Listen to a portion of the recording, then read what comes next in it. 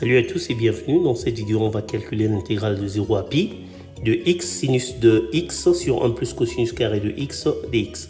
On va appeler cette intégrale i. Alors pour la calculer, on va faire deux changements de variables, mais le premier changement de variable sera le plus important. Alors le deuxième n'est pas vraiment nécessaire, mais on va quand même le faire. Donc on va tout de suite poser que t est égal à pi moins x. Donc on va avoir de nouvelles bornes. La première borne, ça va être t égale à pi qui correspond à x égale à 0. Et la seconde, c'est t égale à 0 qui correspond à x égale à pi. Et bien sûr, dx est égal à moins dt. Si on met tout ceci ensemble, on obtient que notre intégrale i est égale à l'intégrale de pi à 0 de moins pi moins t sinus de pi moins t sur 1 plus cosinus carré de pi moins t dt.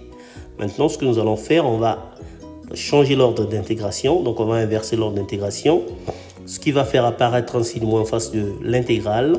Et on va utiliser le fait que sinus de pi moins t est égal à sinus de t et cosinus de pi moins t est égal à moins cosinus de t.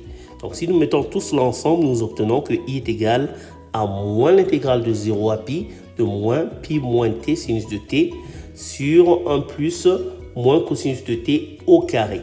Après simplification, donc on va avoir que i est égal à l'intégrale de 0 à pi de pi moins t sinus de t sur 1 plus cosinus carré de t dt. Maintenant, on va développer le numérateur et scinder notre intégrale en deux intégrales.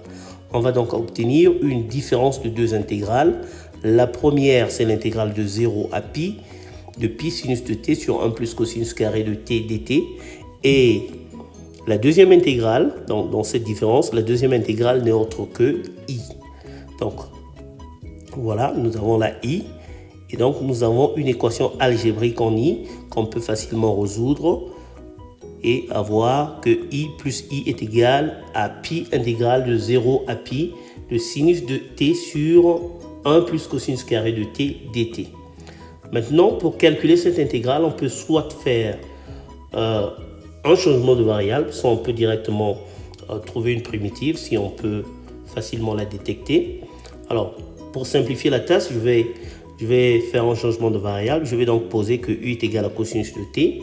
On va encore avoir de nouvelles bornes ici. Donc, les bornes correspondantes à 0 et pi vont être 1 et moins 1. Et bien sûr, sinus de t dt est égal à moins du.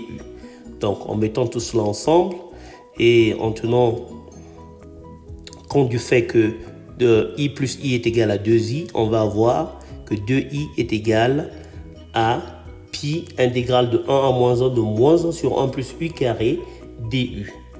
Alors maintenant, on va inverser les bornes d'intégration. Voilà.